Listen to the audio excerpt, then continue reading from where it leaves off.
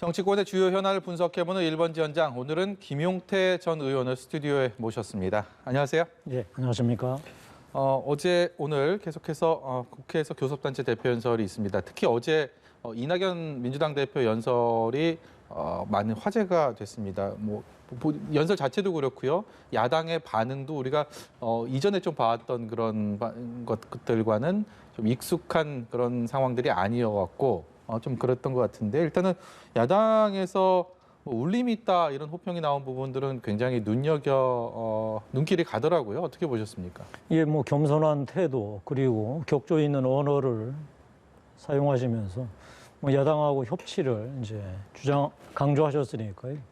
나름 의미는 있었던 것 같습니다. 근데 문제는 그 협치를 얘기하시면서 본인이 당대표 되기 이전에 그 집권 여당이 통과시켰던 각종 법안들, 예. 그리고 그 법안들을 이제 집행하려고 하는 이 정책들, 예를 든다면 공수처죠. 네. 이거는 그냥 변경 없이 가겠다 선언해서 사실상 형식은 격조가 있었지만 예. 내용은 이전 이해찬 대표하고 달라진 게 하나도 없다. 그래서 기대는 높았지만 결과는 그렇게 만족스럽지 못한 거였다고 저는 판단했습니다. 야당 입장에서는 그럼에도 불구하고 일단 긍정적인 입장을 내놨다는 것은 좀 어느 정도의 기대감을 아직은 가지고 있다, 이렇게 해석을 해도 될까요? 이제 정치력을 발휘해달라는 거죠.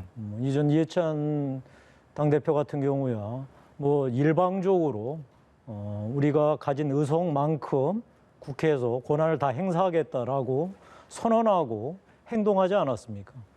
이제 이낙연 당대표는 본인이 그 집권 여당 당대표를 넘어서서 이제 차기 대권으로 가야 되기 때문에 국회도 국민 앞에 협치하는 모습을 보여줘야 당신한테도 도움이 되지 않겠느냐.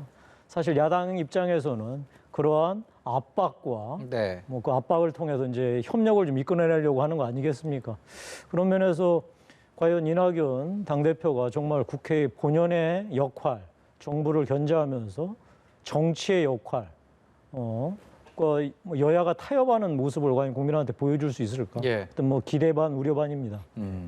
이낙연 대표의 가는 말은 당신이 있어서 내가 있다라는 비교적 고운 말로 갔는데, 그렇다면 오는 말은 어떻게 올지 궁금했는데 주호영 원내대표는 부동산 문제, 그리고 추미애 법무장관 아들 문제, 그야말로 지금 민주당 쪽 여당에서는 좀 아픈 부분들을 콕콕 지르는 다소 날카로운 말들이 이어졌습니다. 교섭단체 대표 연설에서요. 이 부분도 충분히 예상을 하셨던 부분인가요?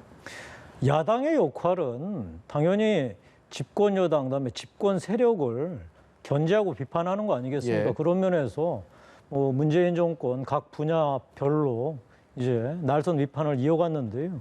저는 그거는 당연히 해야 할 일이라고 생각하고, 특히나 이낙연 그 당대표께서 사실 협치를 강조했지만 어제 당대표 연설에서 보았듯이 원래 결정됐던 것들은 그대로 밀고 가겠다. 아마 그런 그 실망의 결과가 이번에 주호영 원내대표 연설에 좀 포함되지 않았나 싶습니다. 예. 특히나 요새 이제 문제가 되는 추미애 장관 관련한 여러 가지 의혹들에 대해서 사실 국회 차원에서 이 문제를 다뤄야지, 이거는 정권 차원의 문제가 아니다. 예.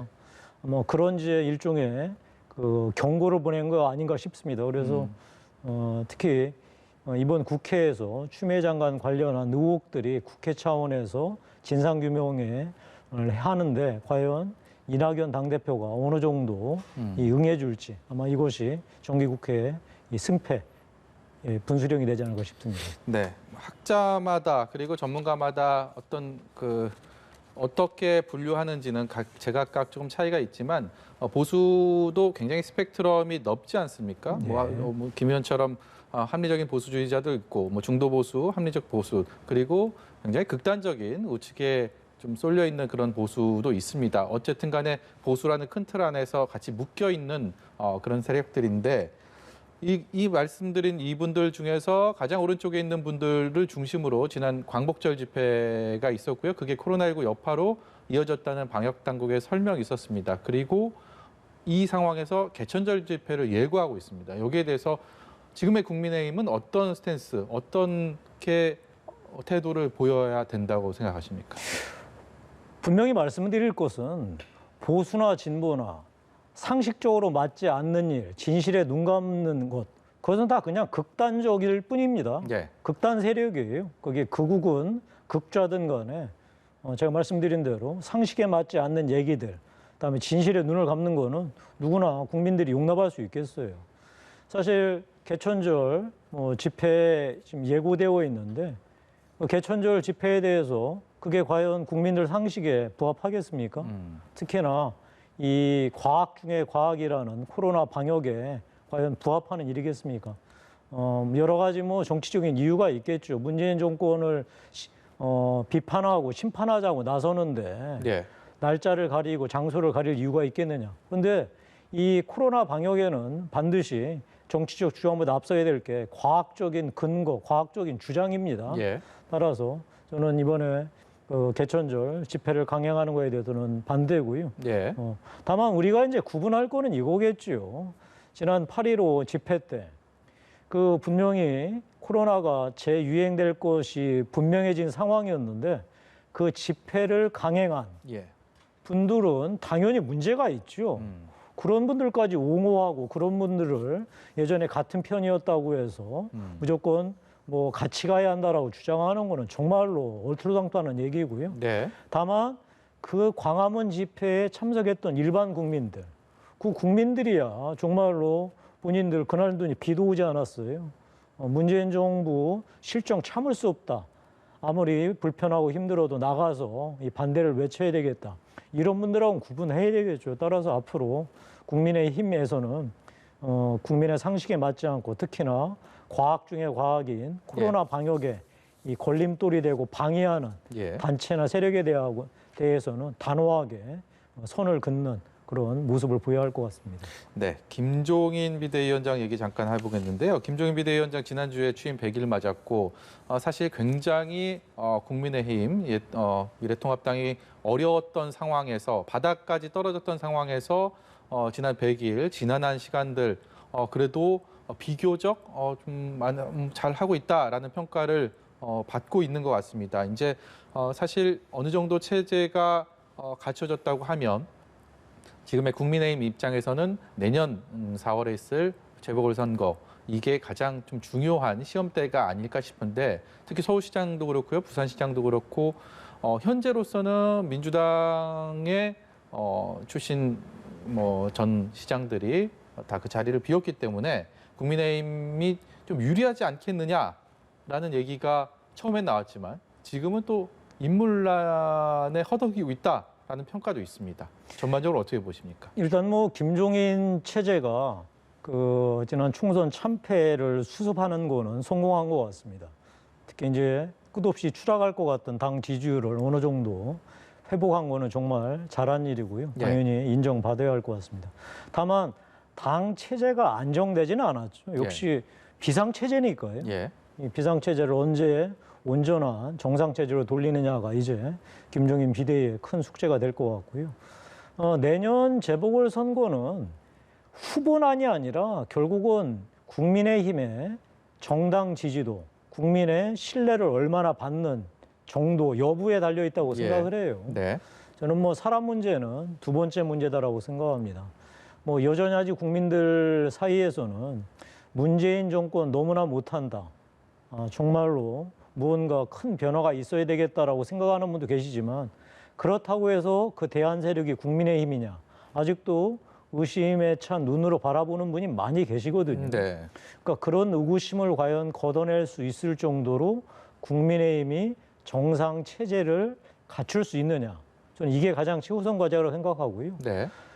그럴 때만이 이제 후보들이 여럿 나서서 치열한 경쟁을 통해서 이 적합한 후보를 뽑아낸다면 국민들께서도 내년 서울시장, 부산시장 보궐선거에서 이제 문재인 정권을 대신해서 서울시, 부산시를 맡겨볼 만하겠다라고 하는 일종의 신뢰를 보여주지 않을까 싶습니다. 네.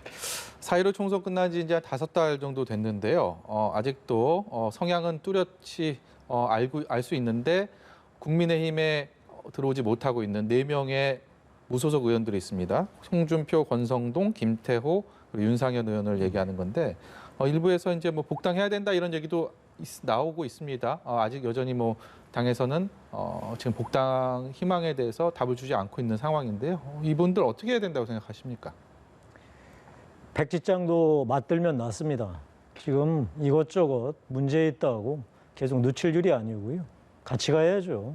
구존동이라는 말이 있지 않습니까? 네.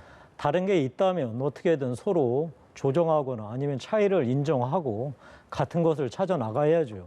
지금 현재 힘을 합쳐서 어떻게든 이 국민의힘의 존재 이유는 다른 것보다는 일단 문재인 정부의 실정을 예리하게 비판하고 그런 다음에 이 대안을 얼마나 잘 제시할 수 있느냐에 달려 있지 않겠어요? 저는 따라서 지금 뭐 당내 여러 가지 복합적인 상황이 존재하겠지만 이 무소속 의원들에 대해서 하루빨리 복당 절차가 이루어져야 된다고 생각합니다. 네. 민주당에서는요, 이낙연 대표가 대표적으로 차기 대권 주자로 꼽히고 있고, 그리고 최근 들어서 급부상 조명을 받고 있는 이재명 경기지사가 바짝 따라오는 여론조사 결과상으로는 그런 모양새입니다. 이 두 인물이 특히 선별 지급이냐, 재난지원금에 대한 또 서로 다른 목소리를 내면서 또 대립하고 있는 모습들.